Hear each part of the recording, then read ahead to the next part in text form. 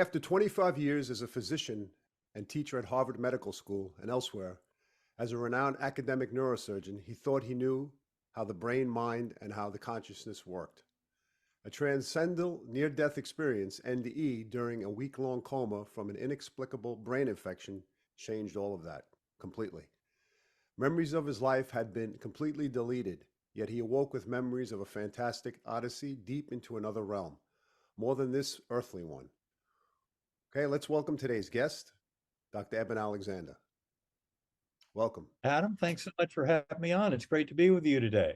Yes, you know, as we've met before in the past, and as we travel up this path, for myself anyway, I've come into contact with more people who've had near-death experiences, and the challenges that they face initially coming back into this so-called realm, and sharing their information creates somewhat of a stress or a dilemma for them. What was it like for yourself prior to the near-death experience, like in terms of what was your perception of near-death experiences? What was your perception of what lied beyond this world once we passed away? Well, you know, before my coma, I'd been trained in kind of the Western conventional mode of materialism or physicalism, which implies that the brain creates consciousness out of physical matter. And that's what I believed. And patients would tell me stories. I remember some of the nurses telling me some fantastic stories. And, you know, I was open-minded and wanted to understand them better. But to me, all of it should fit within some kind of conventional materialistic worldview. And what I discovered with my own near-death experience was that the brain doesn't create consciousness. Our consciousness is filtered in by the brain, but it's not ultimately created by the brain. And that has a tremendous impact on what happens when our brain and body die. So of course, before my coma, I kind of bought into the materialist notion that it's birth to death, nothing more, so that when your brain and body die, that's end of conscious awareness.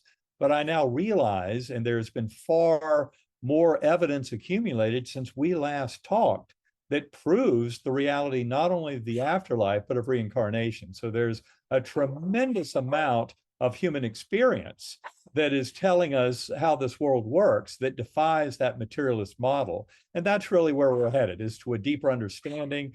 And that's an understanding that is certainly part of our book, Living in a Mindful Universe. But as I said, there's even been more work that we can discuss since our last interview in June of 2020, confirming the reality of the afterlife. And it all has to do with neuroscience. This doesn't require any kind of religious belief or faith. It really is about addressing human experience as it is in the current era and trying to explain it. And that requires some very deep dives into the science of the brain-mind connection. Yeah, you know, I've interviewed Dr. Raymond Moody, and I've spoken to him a little bit about in terms of people sharing. I guess in the onset of people, you know, coming out of the closet with this information, it must have been a big stress for people to, you know, be labeled as different or, you know, expressing the ideas that you had. What was it like for you in terms of, you might have discussed this numerous times, but in terms of the path that you took and after you went through this bacterial meningitis, what was the first place that you were in when you not recognized that you weren't in your body anymore or dissociated from this realm? Right. Well, as I tell that whole story in the book, Proof of Heaven, important to point out that I was amnesic. I had no memories of Eben Alexander's life. That's a very important part of it. Has to do with some of the deeper lessons I was to learn from this journey. But it all started in what I call the earthworm's eye view, very primitive, coarse, unresponsive realm. It's like being in dirty jello. I have a strong memory of roots or blood vessels all around me. And really kind of an extraordinary thing to go through. And especially in that amnesic setting, you know, people often hear me say the words to describe that earthworm eye view, and it sounds kind of foreboding or kind of haunting. And yet it was the only reality I knew. And given my amnesia, I simply accepted it as the way things are. But the good news is that earthworm eye view was not the end point. It was only a starting point. And I remember a slowly spinning white light and a perfect musical melody that came towards me in that dark, murky earthworm eye view and acted as a portal to let me up into this brilliant, ultra-real Gateway Valley.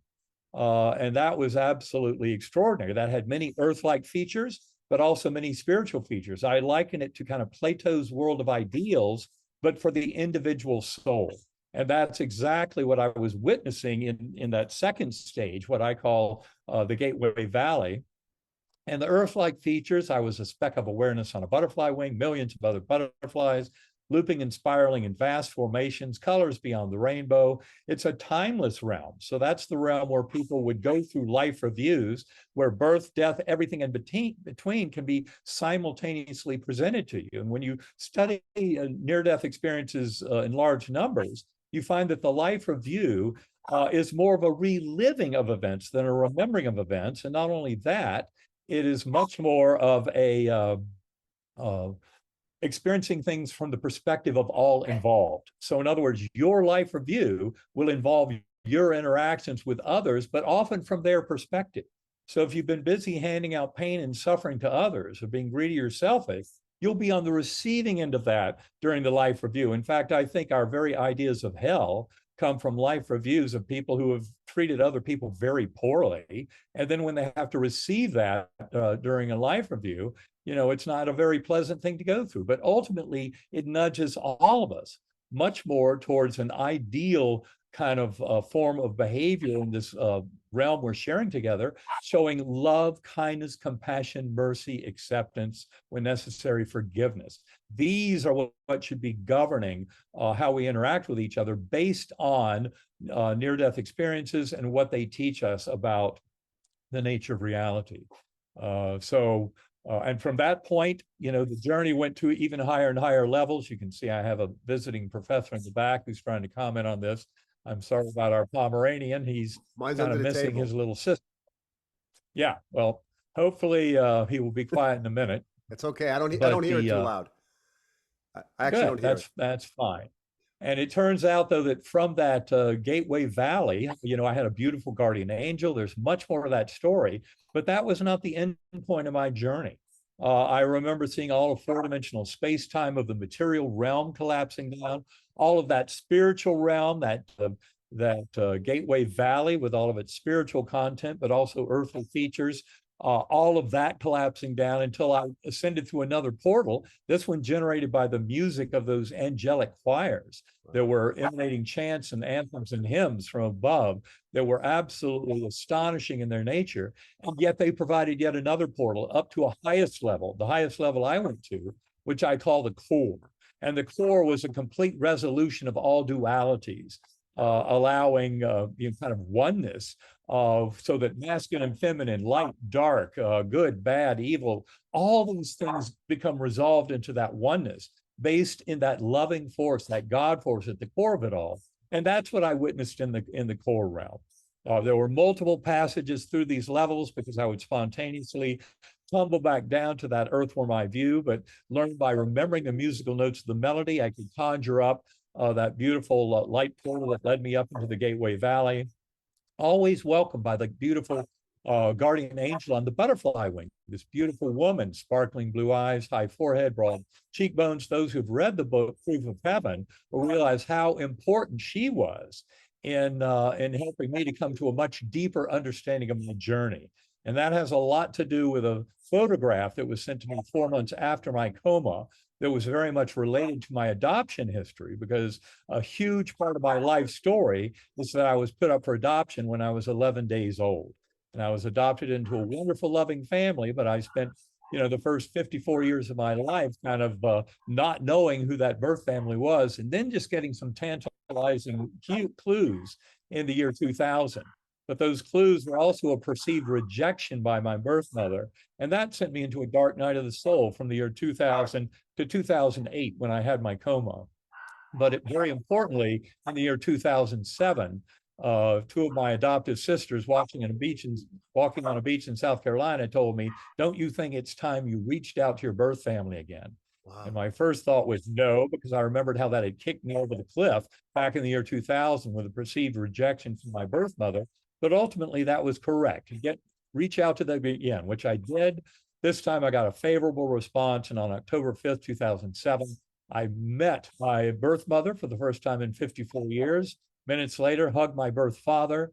That weekend, met my birth brother and sister who was still living.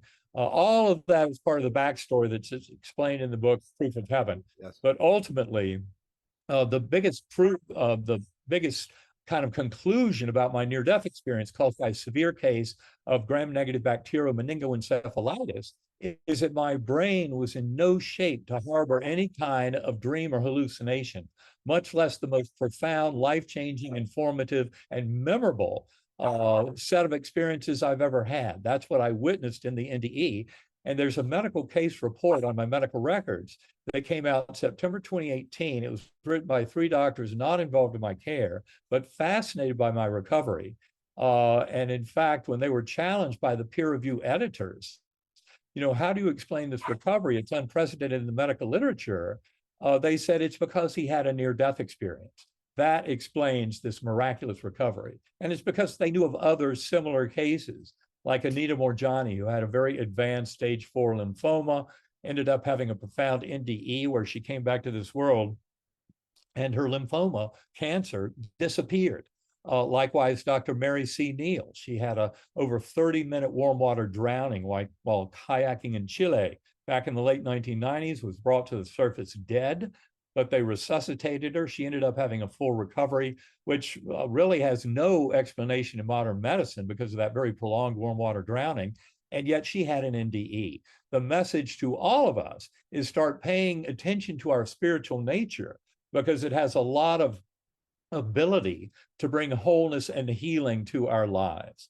But never forget that those NDEs, those spiritual experiences, always are suggesting a much richer kind of sense of love and compassion and taking care of each other than we normally think of in our materialist thinking, which is basically a false sense of separation. So there was a tremendous amount of learning through all of this. The proof that our brain doesn't create consciousness is richly all through the medical details of my case. It's one of the reasons why the scientific world takes my case very seriously, as very informative about NDEs in general. For me, all the thousands of NDEs that I've read and talked to other people about have helped me to come to a much richer understanding of it all. But it ultimately informs us how to live these lives more powerfully, more meaningfully, but in a way that helps our fellow beings and acknowledges ourselves as eternal souls, eternal spiritual beings, and not just these material beings in a body that lasts birth to death and nothing more. Yeah.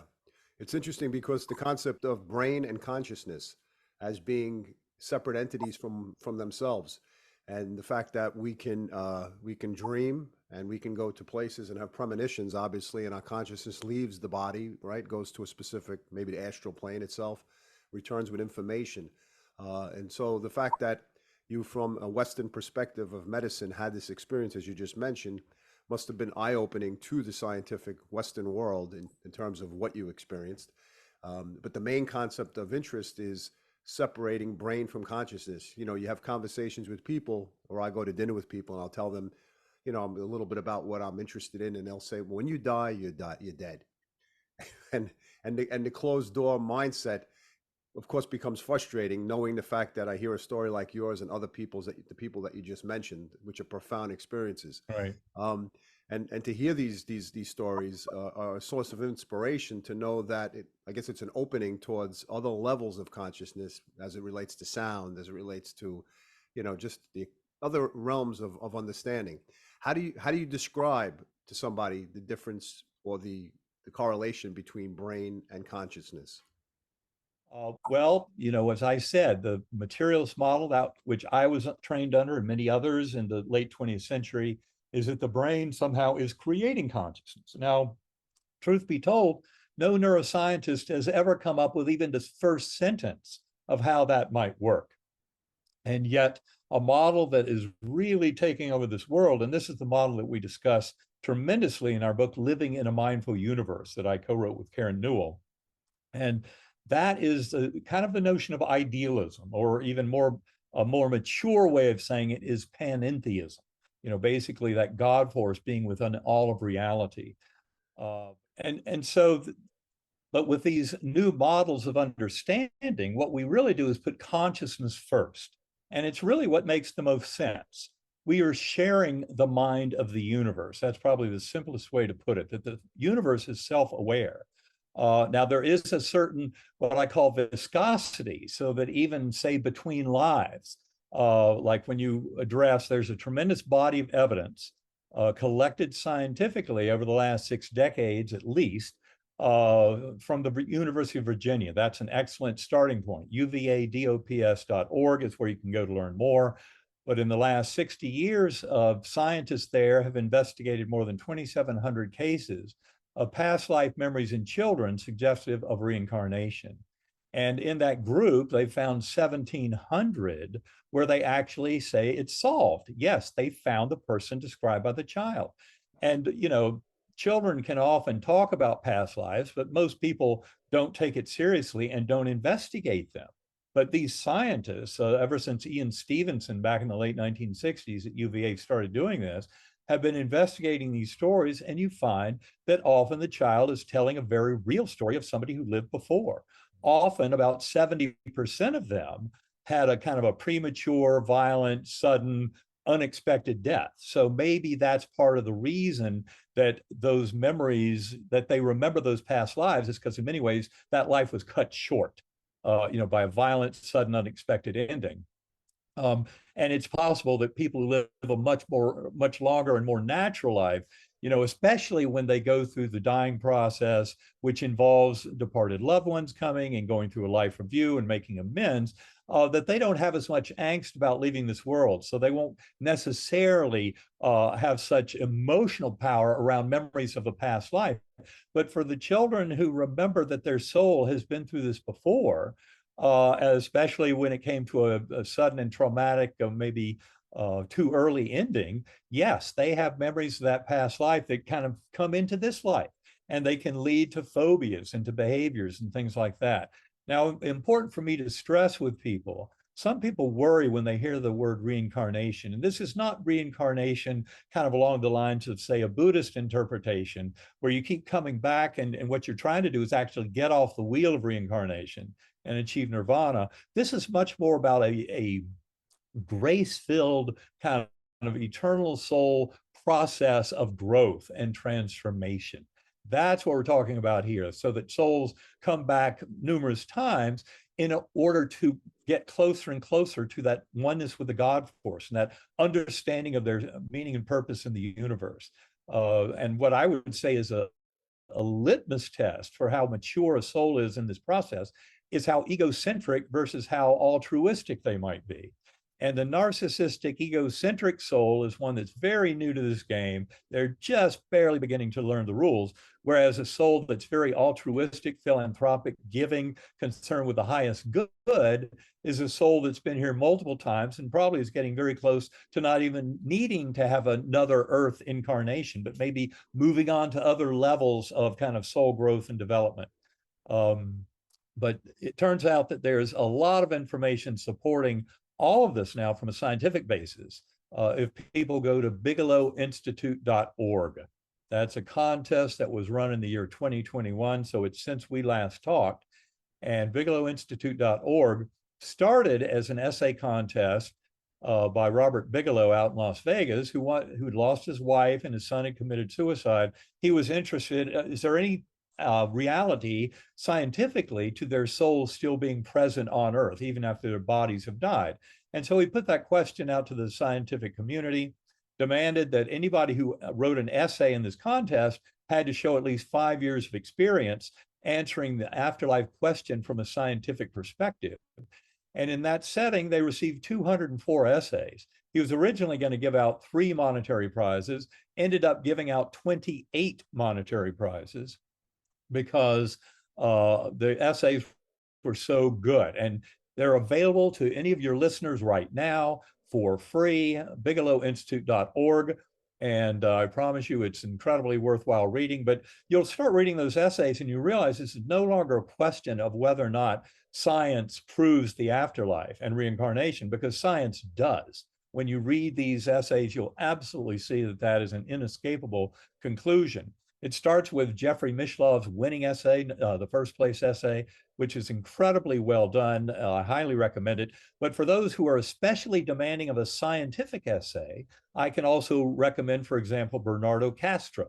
He wrote a beautiful essay in the Bigelow Institute competition that is very purely scientific and comes to a very powerful conclusion supporting panentheism, or this kind of primacy of mind in the universe, Yeah. as we do in our book, Living in a Mindful Universe. Dr. Pim van Lommel, who is the Dutch cardiologist renowned for his famous paper in 2001 in the esteemed medical journal Lancet about heart attack patients in the Netherlands, and how basically about 20% of them had near-death experiences. And Pim van Lommel won second place, wrote a beautiful essay, very scientifically based. Can also recommend, for example, Dean Radin's essay from Institute of Noetic Sciences. Also, Julie Beischel from windbridge.org wrote a beautiful scientific paper on her quintuply blinded protocols for assessing psychic mediums. There's a rich kind of variety and spectrum of essays in this bigelowinstitute.org contest. But what you will find after reading any of them is that it pretty much becomes inescapable that materialism and its false belief that our existence is birth to death and nothing more is completely false. And in fact, quantum physicists have been talking about consciousness as fundamental for the better part of a century. And the fact that the Nobel Prize in Physics in 2022 was for entanglement, that is a giant step forward to leave behind the nonsense of materialism as an ultimate explanation of the mind-brain relationship and events in people's lives. So Yeah. bigelowinstitute.org is a very rich repertoire that's appeared since we last talked. What's interesting is that many people in life have, they either have an experience like you had, or they go through their life questioning. And then that begs the question whether the pre-life, plan for a person was supposed to go through that difficult moment to then enhance or open them up to the spirit realm. Was there any thought in your mind of what did you say to yourself? Maybe this was supposed to happen, obviously, to open me up to the place I am now. Well, in fact, what I will tell you is what became crystal clear to me is that the challenges and hardships and difficulties in life are absolutely part of our way forward. I came back from my NDE recognizing that we are to embrace the challenges and hardships, and that includes difficult people, people who before my coma I might have seen as my nemesis or my enemy, someone who was in the way of something I wanted in life. When I came back from my journey with an open enough mind about how we're all in this together and helping each other, was that those people who I'd seen as my nemesis before, in many ways, were near and dear soul mates, because we were trying to teach each other especially difficult lessons. Now, I think a huge part of this discussion has to do with the reality of free will. And I'll remind people that materialist science will scoff at you if you claim to have free will, because materialist scientists, if it's pure materialism, they think it's just chemical reactions and electron fluxes in the substance of the brain, creating an illusion of consciousness, an illusion of free will. But given that it's all just physical stuff following the laws of physics, chemistry, biology, where would you inject any free will into that? And that's why quantum-informed science of consciousness is so important. Quantum indeterminacy is right at the heart of human free will. And when you consider that neurons are nothing more than quantum computers, because their firing and not firing depends completely on the situation of subatomic constituents of atoms and also of molecular constituents in synaptic vesicles. So it's all occurring, that fire and no fire, all the physics of it is occurring in the quantum realm. Where Heisenberg's uncertainty principle is absolutely at work. In fact, Nobel Prize winner John C. Eccles, Australian neurophysiologist, wrote a beautiful book in the late 1980s called How the Self Controls Its Brain, which discussed exactly these issues of how whether or not neurons fire is absolutely a quantum question, and top-down causality is a huge part of that. And this is where we realize that the materialist notion of bottom-up causality, where it's all just due to the motion of those electrons, protons, quarks, atoms, and molecules, following the laws of physics, chemistry, biology, is missing that there are major principles of top-down causality, which are implied in this kind of mental universe of idealism or panentheism. And those organizational principles are what actually end up resulting in what we see unfolding in our lives. But it's mind over matter. And this is where, the tremendous healing that I talked about in my case, Mary C. Neal, Anita Morjani, and other people who have used prayer, had a profound NDE or what have you to give them this healing. It shows us the power all of us have. And this is why meditation is so important, why I'm such a big fan of sacred acoustics, the work of my partner, Karen Newell, and I meditate an hour or two a day. I've been doing that for more than 11 years because I recognize that by going within mind and developing a rich relationship with this primordial mind of the universe that we all share, it also gives us a tremendous ability to influence our unfolding reality, certainly when it comes to things like health, healing, and wholeness. Yeah, I was going to just touch upon the fact that I know that a person doesn't necessarily have to have an NDE or a traumatic experience in order to open themselves up to this energy that we're speaking of, this higher consciousness, or tap into it. I know that you have this the sacred acoustics that you've produced, those sound waves, which have been very helpful for myself. I know for myself, I had my own personal journey of going through my own difficulties and then having the dark night of the soul, opening myself up to that higher sense of consciousness, and then being in that vibration made it relatable to hear stories of people like yourself going through what Right. you went through, but not on that level, of course, but on the understanding of that you have to endure some type of pain and not victimize yourself through your circumstances in order to raise your level of understanding. And the work that you do through what you do is the inspiring aspect. What was it like? That's a very good point, that you don't have to have an NDE to come to know this. And I can say that because of our workshops. First of all, Karen never had an NDE, and yet she has such a profound energy. When I first met her, I knew she'd been living her whole life as an idealist. Heart consciousness was her focus. And I know from our workshops, we've had many people who have never had a true near-death experience, but in our workshops, they would have profound experiences of connection, especially with souls of departed loved ones, which is one of the universal hallmarks of near-death experiences and of the dying experience. I'll point out, because this is not just about NDEs. You often hear the complaint, well, near-death experiencers didn't die, so I want to know what happens when we really die. Well, for that, you can go to the work of Christopher Kerr. He wrote a beautiful book called Death is But a Dream. It came out about 4 years ago. He's a head of Hospice Buffalo in New York. And all he cared about was terminal care patients and what they went through. But what he found was that 89% of his terminal care patient population had very powerful events towards the end of their life that had similar qualities to, say, an NDE, encountering souls of departed loved ones, so that incredible God force. 89% is a big number. And of those, 99% who had such experiences said they were more real than the events of their normal life, which is right there written all through the millions of NDEs out there that people describe it as way too real to be real. That's the words I use. But many people say that it's much more real than this world. This world, in many ways, is dreamlike and murky compared to what you encounter in that realm. And it's one of the reasons why those stories are so difficult to convey, is when you're in a realm where you can have birth, death, everything in between simultaneously experienced, you're in a realm that is no longer easily describable like our narrative storytelling about events that follow time flow in this realm. It really is one of the reasons they're so difficult to explain, but also they're very difficult to deny. And people come back to this world changed, transformed.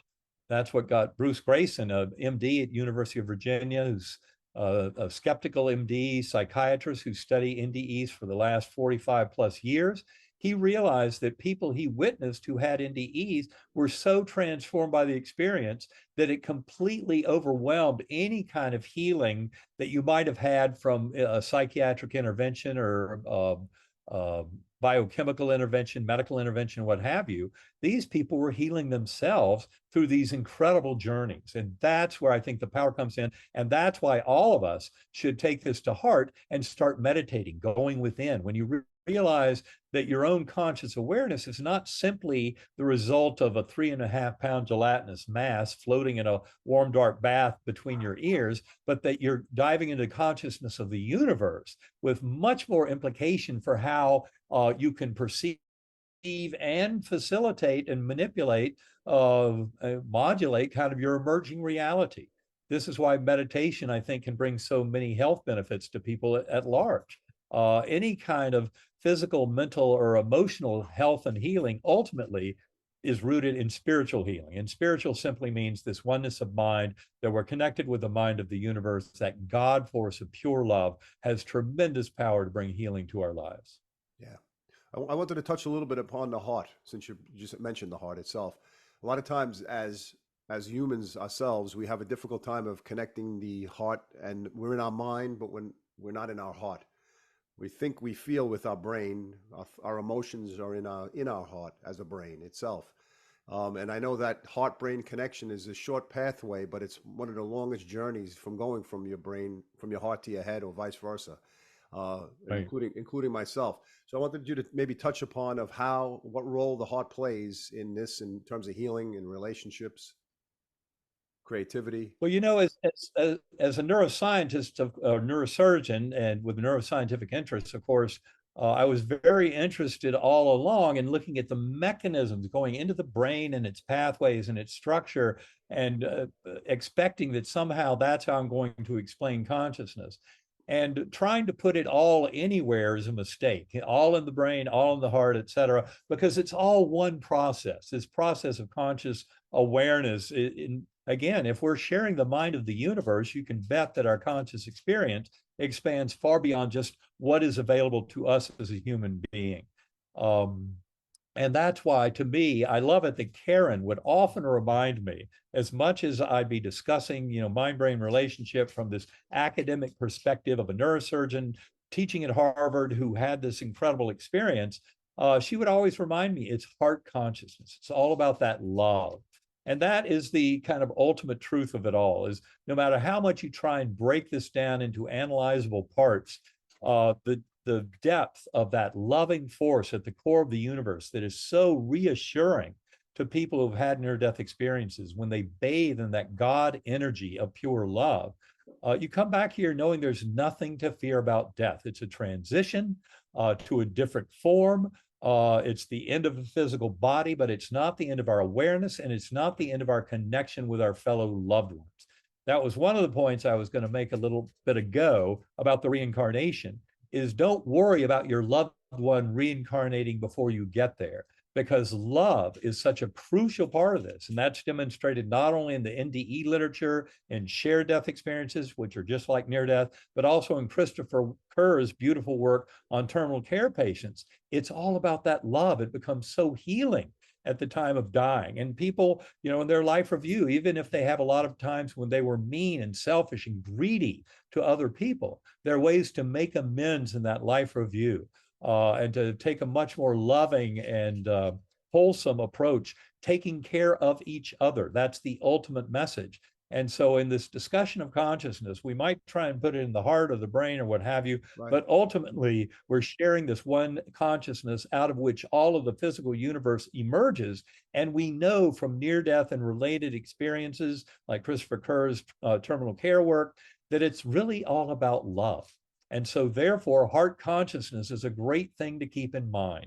And I would also say that to make any kind of progress with this, and for example, remote viewing is a way that military intelligence has tried to take advantage of these spiritual realities of our universe, but you can't really use it for evil. That's the thing. It's there that principle of love and of kindness and of being together and of taking care of each other is so built into that spiritual realm that I believe it's very difficult to use it for any kind of nefarious purposes out there. It's got to be used for what it was intended, and that is to love and take care of each other. So it's all about heart consciousness, all about that deep love and that kind of free will of the universe at large. I would say that we're all supporting the evolution of consciousness itself, which ultimately, because of the nature of NDEs and their focus on love and compassion and kindness, is nudging all of humanity and of life throughout the cosmos more towards a notion of loving and caring for each other. Yeah. Well, I wanted to touch upon the subject of memory, of where it's stored and its relation to dementia. Uh-huh. I know in shamanism, I practice shamanism, and I know a soul, fragmentation of our soul, dissociating from the whole itself, removing itself from a Right. stressful situation. I was wondering if you could touch upon any correlation or understanding of that. Well, certainly, memory, before my coma, of course, like most conventionally trained neurosurgeons, I thought memory was stored in the brain. That's what most of us like to think, because if it's not stored in the brain and you're a materialist physicalist, where in the world would you be storing it? Well, truth be told, neurosurgeons have acknowledged over the last century or more of brain operations and resections that there's never been a single case where a brain resection involve removal of long-term swathe of memories. In fact, there are a number of cases of hemispherectomies where half the brain is removed in a young child. This is done for severe seizure disorders, when the seizure focus cannot be controlled in any other way. In a very young child, a few months, a year old or so, you can actually remove half the brain, the part that's causing all the seizures, and the other half will start taking over function. And before you know it, you've got a fairly normal neurologic function, even though half the brain is gone. Now, in some of the older patients who might have formed memories, hemispherectomies never result in any long-term memory loss. So that's where neurosurgeons begin that discussion.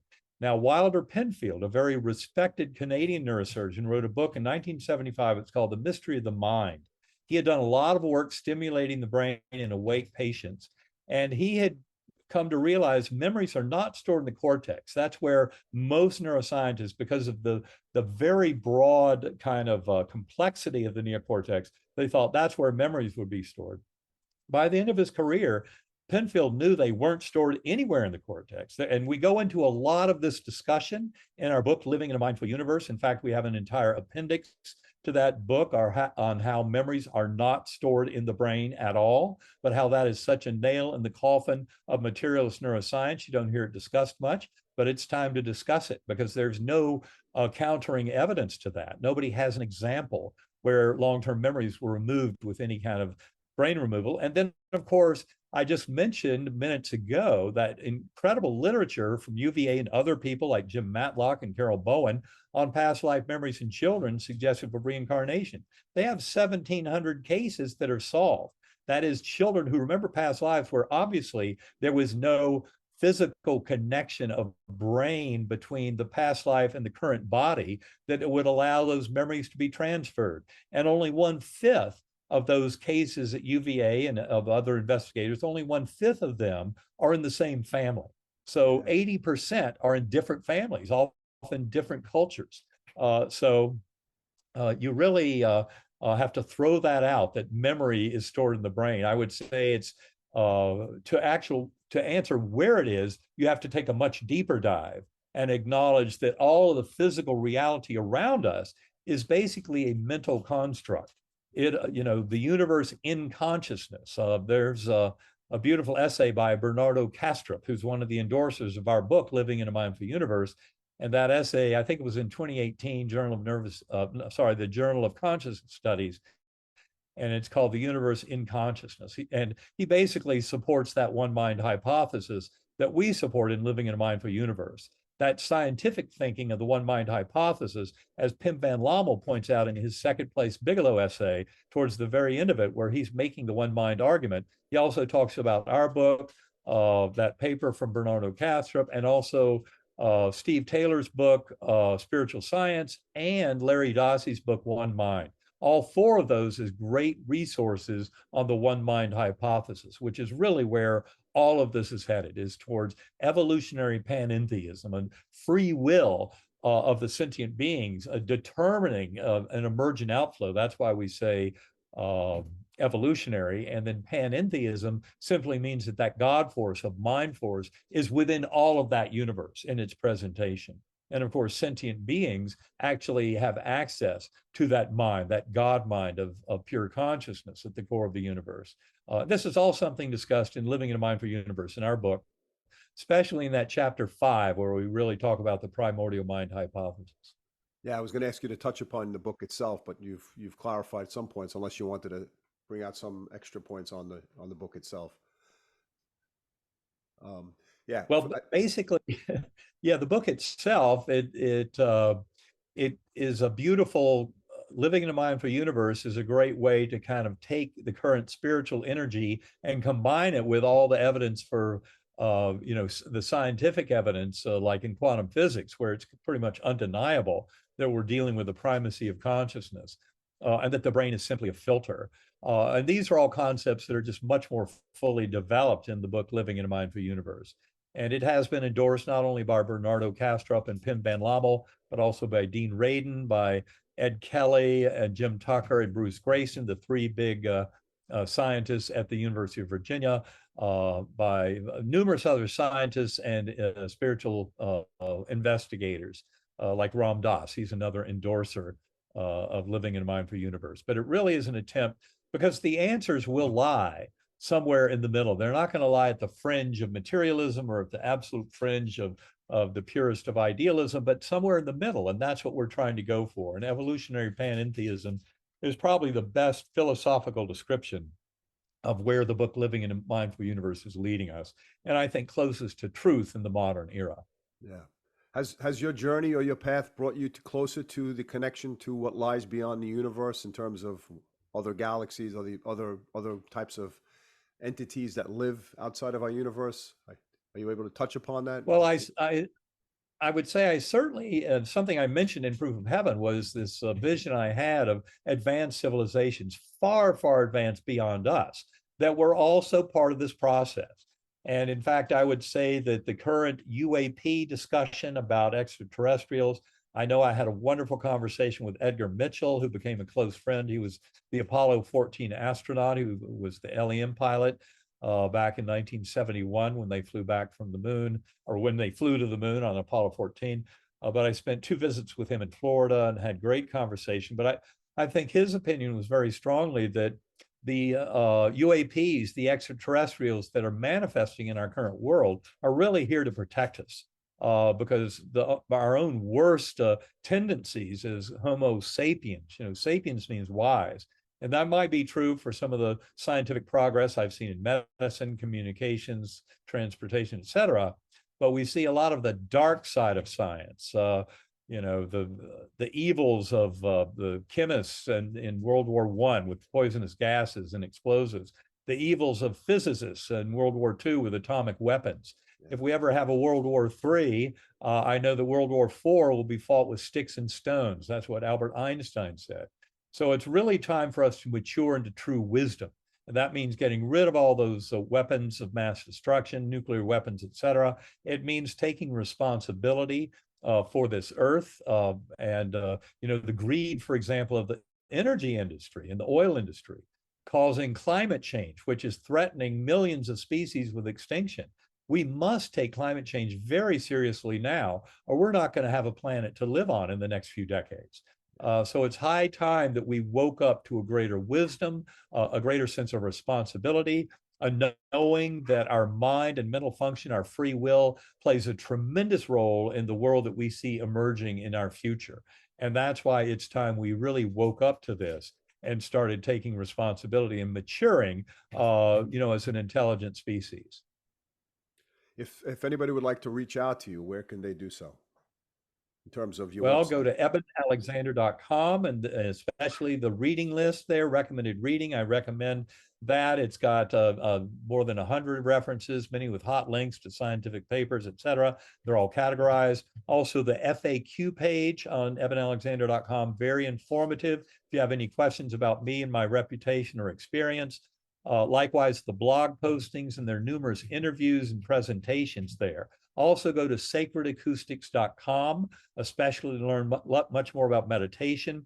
There's a free 20-minute download. There's also the Whole Mind Bundle, which was used in a scientific study, peer-reviewed, showing 26% reduction in anxiety symptoms in a busy New York City practice by Dr. Aneurysms. That study came out, Journal of Nervous and Mental Disease, January 2020. Sacredacoustics.com can be explored for a lot more information. Also go to innersanctumcenter.com, INNER sanctumcenter.com. And that'll be self-evident when you get there. There's a mental health practitioner course we did with Dr. Aneurysms.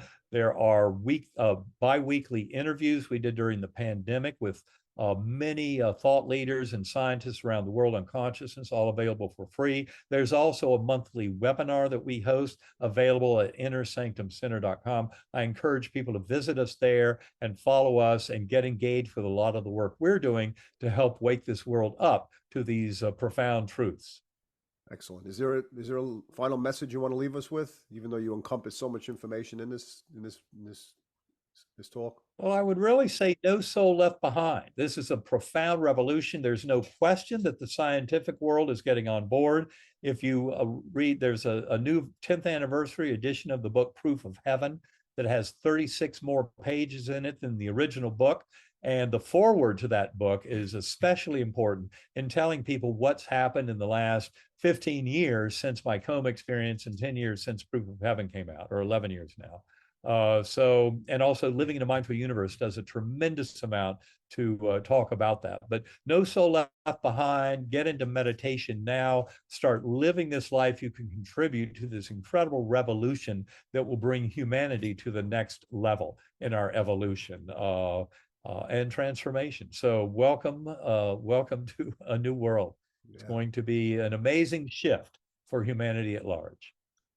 Well, on that note, I want to thank you for joining me and being a lighthouse of inspiration for sharing your story and turning your story into something very inspiring and positive for people who are on this path. I know for myself, your book was the first book I read that put me on the path, opened me up to the whole realm of everything that I'm interested in now, from shamanism to the Akashic Records to sound healing to basically everything I'm doing. So I thank you, and I'm sure the audience has heard about you and will be inspired by the work you do. Thank you. Well, thank you very much, Adam. It's been great talking with you today, and hopefully we can talk again sometime. Absolutely. Thank you so much. All right. You take care. All right. Thanks. Have a great day. Thanks a lot. Bye-bye. You too. Bye-bye.